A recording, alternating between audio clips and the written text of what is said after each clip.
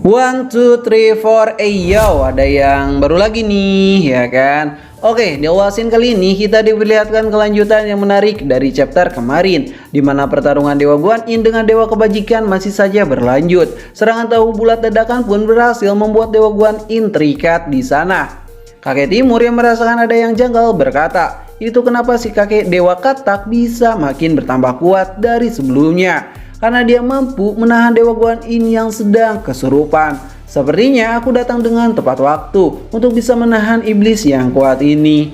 Omong kosong kau Dewa Katak, kau telah berbohong kepada aku dan yang lainnya. Kau pikir aku takut padamu, hah? Guan Yin, awalnya aku ingin menolongmu, tapi kau sudah keterlaluan padaku. Begitukah? Roh Bumi sudah mengatakan semuanya kepada aku. Aku tidak tega jika kau harus berubah menjadi iblis. Kau sudah terlambat. Sekarang iblis itu sudah benar-benar menyatu dengan tubuh dewaku. Kurasa itu masih belum terlambat. Hei Katak sialan, kau mempunyai dua pilihan. Kau membunuhku atau aku akan menghancurkan surga. Para dewa yang mendengarkan perkataan Dewa Guan Yin mulai kaget dan shock saat mendengarnya, sambil bersiap-siap untuk menghajar Dewa Guan Yin di sana. Serangan para dewa itu pun seketika ceder. Suara hancurnya rantai-rantai dan ajimat suci pun terdengar di sana, yang berhasil diterobos ajakui oleh Dewa Guan Yin yang benar-benar mengamuk.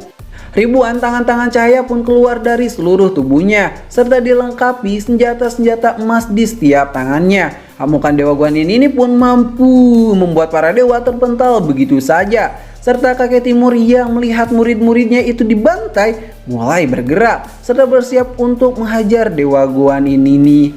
Dewa Guan Yin yang melihat kakek Timur di depannya berkata, "Hai, kau bagus sekali. Kalau begitu akan kuhajar kalian semua." Sambil mengeluarkan ribuan tangan yang siap-siap menghajar kakek Timur di sana. Dan jedem, serangan tangan itu pun berhasil membuat para dewa kalah seketika. Para dewa yang kalah itu pun melayang di udara. Kakek Timur yang mengetahui kalau serangan telapak tangan Dewa Guan Yin bukanlah kaleng-kaleng, mencoba menyembuhkan luka itu dengan kobaran api di tangannya. Ia berkata, wow, gila, mungkin bekas telapak tangannya sudah menghilang, tapi rasa sakit yang dirasakan sampai saat ini masih terasa aja. Begitu ya. Guan Yin mampu membuat kakek tua seperti itu hanya dengan satu serangan biasa saja. Oke, kalau begitu, aku akan merencanakan sesuatu, ucap Dewa Kebajikan yang melihat situasi yang makin membagongkan. Hei Guan Yin, surga tak pantas jika menjadi tempat baku hantam. Hah? Benarkah? Tetap saja, pembunuhan akan terjadi di mana-mana. Kau ingin tahu tujuanku selama ini, bukan? Tagata dan Roh Bumi Merah telah mempermainkanmu. Apa maksudmu? Kau ingin tahu? Kau itu adalah umpan dewa yang akan diubah menjadi iblis. Bagaimana Guan Yin, kau tertarik dengan perkataanku itu? Kalau tertarik, ikutilah diriku, ucap Dewa Kebajikan yang terbang menjauh dari para dewa lainnya. Sementara itu, Sin pun berpindah ke desa Samsara, di mana kelompok Tan Sanzang yang masih kaget saat melihat keenam monster yang ada di hadapan mereka. Lalu para monster itu pun bergerak ke atas, di mana dari masing-masing monster itu memiliki nama. Yang pertama yaitu si bocah hantu, dan yang kedua Akame. Mereka berdua pun bergerak ke atas. Sang pemimpin yang melihat itu berkata, Hei, ada apa ini? Kau tak tahu diri? Ini adalah tempat kekuasaan kami. Kalian berdua telah melanggar perjanjian kita sebagai sesama 6 monster di jalur iblis ini. Bocah yang mendengarkan itu berkata, aku tidak peduli. Terlebih lagi, aku yakin kalian tak akan bisa menghentikanku. Hei, kau pikir kau itu siapa? Jelas-jelas, jalur monster ini adalah kekuasaanku. Apa kau bilang manusia serigala? Kau pikir kau ini siapa, hah? Payah, kalian berdua hanyalah sekelompok pecundang, ucap pemimpin. Lalu baku hantam ke-6 monster pun terjadi begitu saja, demi mempertaruhkan wilayah kekuasaan dan perjanjian di antara mereka. Sang serigala pun mengamuk di sana, suara raungan pun menggelegar begitu saja. Musuh-musuh itu pun tercabik-cabik semuanya. Bocil hantu imut pun mulai memperlihatkan setiap kemampuannya. Para gangsin pun berputar-putar membantai mereka. Itu teh Sun Wukong ataukah main Beyblade? Bocil itu pun berkata, easy ini mah bos, sepertinya aku saja sudah lebih dari cukup. Tan Sanzang yang melihat itu semua mulai bersiap-siap di sana. Dan Sin pun berpindah lagi ke Dewa Guan Yin, tempatnya ke surga 33. Ia pun terus mengejar Dewa Kebajikan kemana ia bergerak, yang pada akhirnya Dewa Guan Yin pun memasuki ruangan yang penuh dengan kepulan asap. Dan ruangan itu adalah tungku kapsul yang ia persiapkan. Hei Dewa Katak, apa maksudmu ini?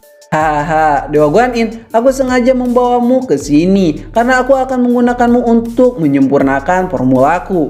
Sang Dewa Katak yang sudah mempersiapkan ini semua langsung membacakan mantranya. Tutup nggak? Tutup nggak? Tutuplah, masa enggak? Dan jedem! Sambaran petir kuning pun menyambar kepada kapsul tersebut dan membuat kapsul itu tak bisa dibuka. Dewa Katak mengatakan, "Hei Guan Yin, kau sudah tidak bisa keluar lagi. Di sini hanya ada dua pilihan. Kau akan menjadi iblis atau kau akan tetap menjadi dewa." Dewa Guan Yin yang mendengarkan hal itu langsung menggunakan jurus yang cukup aneh, di mana Dewa Guan Yin menggunakan jurus bayangan yang tak sama sekali mirip dengannya. Bayangan-bayangan itu menyerang Dewa Kebajikan dengan kekuatan penuhnya. Sang Katak yang melihat serangan aneh itu hanya bisa berusaha menghindari itu semua. Dewa Katak yang menghindari mencoba membuat dinding pembatas untuk menahan serangannya tersebut. Dan bam, dinding-dinding itu pun hancur seketika karena terkena serangan Teroboh Sayaku yang berputar-putar, yang berhasil membuat Dewa Katak terkena serangan yang barbar itu.